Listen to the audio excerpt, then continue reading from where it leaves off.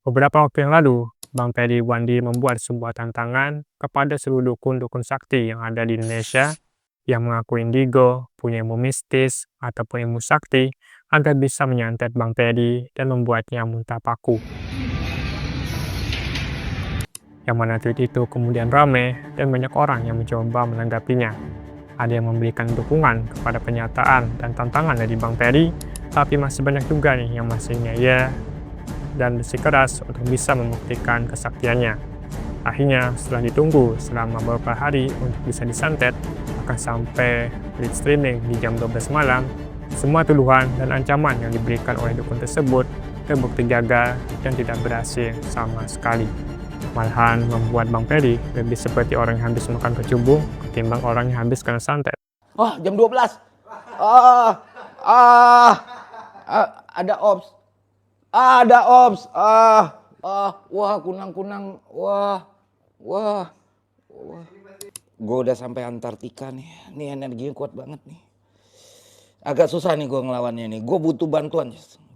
Padahal kalau pernyataan atau ancaman dari dukun tersebut terbukti benar dan berhasil, maka hal itu akan membuat Bang Ferry dan kita semua menjadi senang dan bahagia. Karena selain bisa melihat Bang Ferry tersiksa, kita juga bisa memanfaatkan kemampuan dukun tersebut untuk dikembangkan menjadi teknologi dan alat tempur tercanggih di dunia. Melebihi kecanggihan teknologi dan alat tempur yang pernah dikembangkan dan dimiliki oleh negara-negara di dunia ini. Lu bayangin berapa banyak duit di dunia ini habis untuk riset and development nuklir, senjata pemusnah massal, pertahanan negara, alutsista. Wow, itu gede banget. Dan bayangin, industri kan udah bergerak ke bidang jasa nih ya. Dan kalau kita bisa organisasi para santeters ini dengan baik, kita tingkatin skillnya, kita perluas batasannya, katanya nggak bisa antar pulau kan. Wah, nanti kita bikin riset supaya bisa antar pulau atau negara. Ini bisa kita jual kemana-mana. Hilirisasi itu jadi kenyataan. Indonesia negara penghasil santeters terbaik. Yang mana hal itu juga lah yang gue pikirkan sejak dulu, di mana gue itu tinggal di desa dan cukup sering mendengar cerita-cerita mistis berseliweran di antara para tetangga, terutama cerita mengenai kuyang yang melayang, yang akhirnya membuat gue berpikir gitu, kalau memang seandainya kuyang itu benar ada dan nyata, yaitu ketika seseorang bisa terbang menggunakan kepalanya yang terpisah dari badan, maka pasti seluruh ilmuwan yang ada di dunia ini akan datang berkunjung ke Indonesia untuk bisa menyelidikinya. Maka mereka pasti heran dan bingung gitu, gimana ceritanya ada orang yang kepalanya copot dari badan tapi masih hidup dan bahkan berjalan-jalan keliling kampung. Maka mereka pasti akan membuat sebuah penelitian mengenai hal itu, dan negara kita akhirnya bisa menyumbang terobosan baru dalam pengembangan peradaban manusia. Tapi kan sampai sekarang hal itu tidak pernah terbukti benar dan cuma menyebar aja dari mulut ke mulut, hingga akhirnya menjadi sebuah cerita horor yang melegenda sampai sekarang. Nah, gue pun kemudian menjadi penasaran dan bertanya-tanya, kenapa masyarakat kita bisa sangat percaya pada hal mistis dan mitos seperti itu? Apa saja penyebabnya? Dan kenapa semua ini harus kita hentikan? Hentikan ini. Datang sudah marah-marah.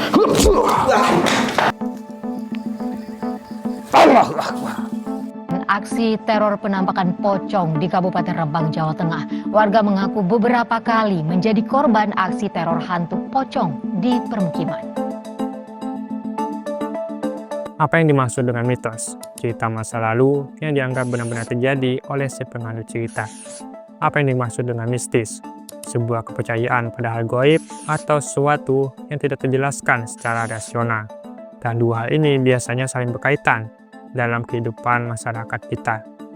Percaya pada cerita masa lalu begitu saja yang biasanya terkait dengan hal-hal gaib. Nah, kenapa masyarakat kita bisa sangat percaya pada hal-hal mistis dan mitos? Disebabkan oleh 3 faktor utama yang bisa gue temukan. Yang pertama tentu saja disebabkan oleh warisan budaya dan tradisi dari masa lampau, di mana sejak zaman nenek moyang kita dulu, masyarakat kita sudah dibiasakan oleh cerita-cerita mitos dan tahayul di sekitar mereka. Yang mana alasan nenek moyang kita dulu menciptakan mitos-mitos itu sebenarnya memiliki tujuan yang baik dan sangat sesuai dengan zamannya. Kenapa begitu? Ya, karena alasan mereka membuat cerita mitos itu agar bisa menyelaraskan kehidupan mereka dengan alam lingkungan sekitar mereka. Misalnya begini, ada sebuah mitos yang mengatakan kalau hutan yang ada di sana itu angker, banyak penghuninya, keramat, dan sebagainya. Jadi barang siapa yang berani main ke sana ataupun menebang hutan yang ada di sana, maka bisa saja ada sesuatu yang tidak baik terjadi pada orang tersebut. Nah, kenapa orang zaman dulu itu membuat cerita mitos seperti itu? Ya, karena untuk bisa melindungi hutan tersebut agar pohon-pohon yang ada di sana itu tidak dirusak oleh orang-orang yang ada di sekitarnya. Karena mereka tahu kalau pohon itu memiliki peran yang sangat penting bagi kehidupan mereka. Kalau nggak ada pohon, maka tanah akan menjadi kering, tidak subur lagi karena menyerap terlalu banyak sinar matahari. Kalau nggak ada pohon, maka tanah tidak akan bisa menyerap air dengan baik, sehingga bisa saja merusak sumber daya air ataupun bisa menyebabkan banjir. Kalau tidak ada pohon, maka tidak akan ada lagi akar yang menahan tanah, sehingga bisa saja menyebabkan terjadinya longsor. Di lingkungan pesantren di Sukabumi, Jawa Barat hingga mengakibatkan 4 orang tewas tertimbun. Longsor, banjir, dan tanah longsor. Selain menewaskan 4 orang santri, longsor juga menyebabkan 5 orang lainnya terluka dan masih dalam penanganan medis di rumah sakit. Nah, tapi kan karena keterbatasan ilmu pengetahuan nenek moyang kita di zaman dulu, karena saat itu belum ada ilmu saintifis, makanya mereka mencoba menjelaskannya lewat hal-hal mistis seperti itu. Tapi kan sekarang ilmu pengetahuan kita sudah sangat berkembang, sangat jauh, sehingga seharusnya mitos-mitos seperti itu sudah tidak lagi relevan di kehidupan kita zaman sekarang. Karena kita sudah bisa menjelaskannya menggunakan logika ilmiah ataupun ilmu geologi. Lalu alasan selanjutnya kenapa masyarakat kita percaya pada mitos adalah karena faktor lingkungan. Dimana kalau orang-orang di sekitarnya itu percaya pada hal-hal yang terkait dengan mitos ataupun mistis, maka besar kemungkinan orang tersebut juga akan terpengaruh dan akan mempercayai hal tersebut. Dimana hal ini kemudian didukung juga oleh salah satu komentar di video Bang Ferry Irwandi, dimana di sana dia berkomentar kalau dia sebenarnya tidak terlalu percaya kepada hal mistis seperti itu, tapi karena orang-orang di sekitarnya itu terus percaya dan terus membicarakannya, dia pun kemudian mulai ragu dan bertanya-tanya apakah hal mistis seperti itu benar ada dan nyata. Dan gue rasa ini juga sering terjadi pada diri kalian, termasuk diri gue sendiri, terutama orang yang tinggal di desa ataupun yang tinggal di sekitar masyarakat yang masih sangat percaya pada hal mistis dan juga mitos.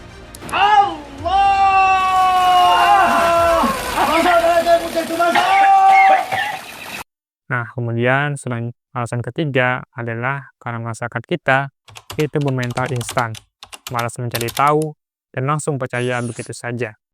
Yang mana seperti yang kalian tahu, kalau manusia itu cenderung untuk mencari jawaban atas fenomena yang tidak dapat dijelaskan. Yang mana kalau kita gagal dalam menjelaskan hal tersebut, maka kita pun akan menjadi resah dan merasa tidak aman. Dan mencari jawaban lewat hal mistis atau biasa disebut sebagai logika mistika adalah cara tercepat untuk bisa menyelesaikan masalah tersebut.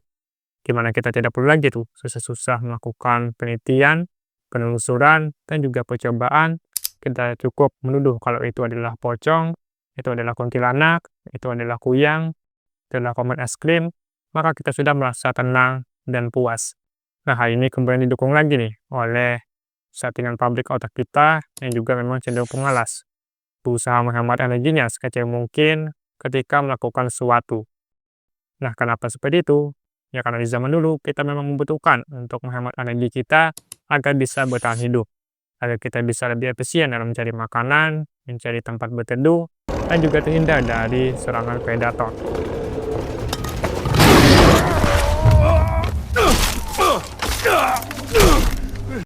Nah, kecenderungan otak kita untuk malas, kemudian ditambah lagi oleh masyarakat kita yang bermental instan, maka ya udah, jadilah logika mistika tadi yang terus berkembang dan terus bertahan sampai sekarang. Nah, kemudian muncul nih pertanyaan, apakah sebenarnya kita memang seharusnya meninggalkan kepercayaan mistis seperti itu? Jawabannya adalah ya, tentu saja. Karena logika mistika seperti itu hanya akan merugikan diri kita sendiri dan juga masyarakat secara keseluruhan. Mulai dari menghambat kita dalam menemukan ilmu pengetahuan dan penemuan baru, sampai bisa menimbulkan fitnah dan keributan di kalangan masyarakat. Seperti yang pernah terjadi di Depok beberapa tahun yang lalu, dan juga sempat menghebohkan dunia internet pada masa itu. Mana saat itu ada seorang ibu-ibu nih yang menuduh tetangganya melakukan pesugihan babi ngepet karena jarang keluar rumah, tapi kok duitnya banyak terus. Dan ternyata setelah ditelusuri, kehebohan mengenai cerita babi ngepet itu ternyata cuma hoax, cuma rekayasa dari staf yang ada di kampung itu karena pengen terkenal dan pengen populer. Sementara itu, ibu-ibu yang terlanjur menuduh tetangganya itu melakukan pesugihan cuma bisa pasrah menerima hujatan dan kritikan dari para netizen, bahkan sampai terusir dari kampungnya. Wati menjadi topik panas di media sosial setelah video tuduhan terhadap tetangganya soal babi ngepet tersebar luas. Meski sudah meminta maaf, ia tetap mendapat sentimen buruk dari masyarakat. Warga sekitar merasa geram karena Ibu Wati telah mencemarkan nama baik tetangganya. Perempuan yang menuding tetangganya melakukan pesugihan babi ngepet di Depok, Jawa Barat diusir warga dari rumah kontrakannya. Nah, sekarang coba bayangkan, kalau seandainya ibu-ibu itu mau berpikir positif sedikit saja, melihat tetangganya yang jarang keluar rumah, tapi kok duitnya tetap banyak, ya boleh aja sih curiga. Cuma kan bisa langsung aja tanya ke tetangga tersebut, datangi rumahnya, kata pelan-pelan, "Assalamualaikum." Terus ngobrol baik-baik, tanyakan pada dia, "Kenapa kamu kok jarang keluar rumah, tapi tetap punya duit? Apa rahasianya?" "Oh, saya memang kerjanya freelance, Bu, jadi nggak perlu keluar rumah, cukup kerja di kamar aja, lakukan tugas ini, tugas itu, dan sebagainya, terus lapor ke klien, terima bayaran, udah deh." "Oh gitu ya, wah baru tahu saya ada pekerjaan seperti itu. Bisa tolong ajarin nggak?"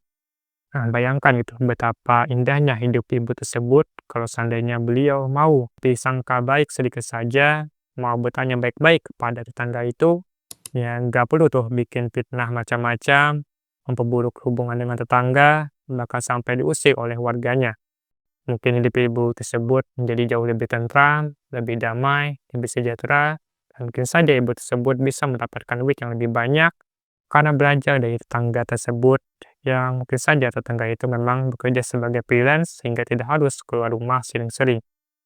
Cuma karena ibu tadi itu memang masih percaya pada hal mistis dan menjadikan itu pedoman dalam berpikir dan mengambil tindakan, maka akhirnya ibu tersebut harus pasrah menerima hujatan, dibenci oleh para tetangganya, dan diusir oleh warga dari kampungnya.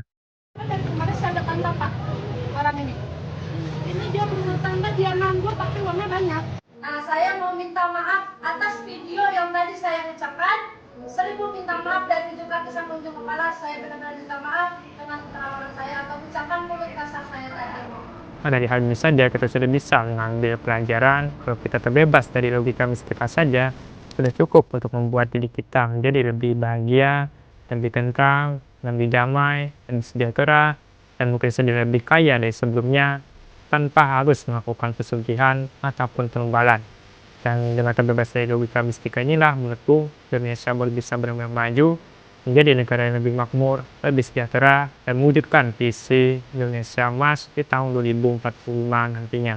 Jadi bagi kalian yang pengen menjadi orang yang lebih kaya, lebih sukses, hidupnya tentram, damai, dan sejahtera, maka hilangkanlah logika mistika seperti itu dari pikiran kalian selamanya. Marilah kita menjadi pribadi yang jauh lebih rasional, lebih kritis dalam melihat dan menanggapi sesuatu. Sekian video kali ini, terima kasih telah menonton, dan sampai jumpa di video selanjutnya.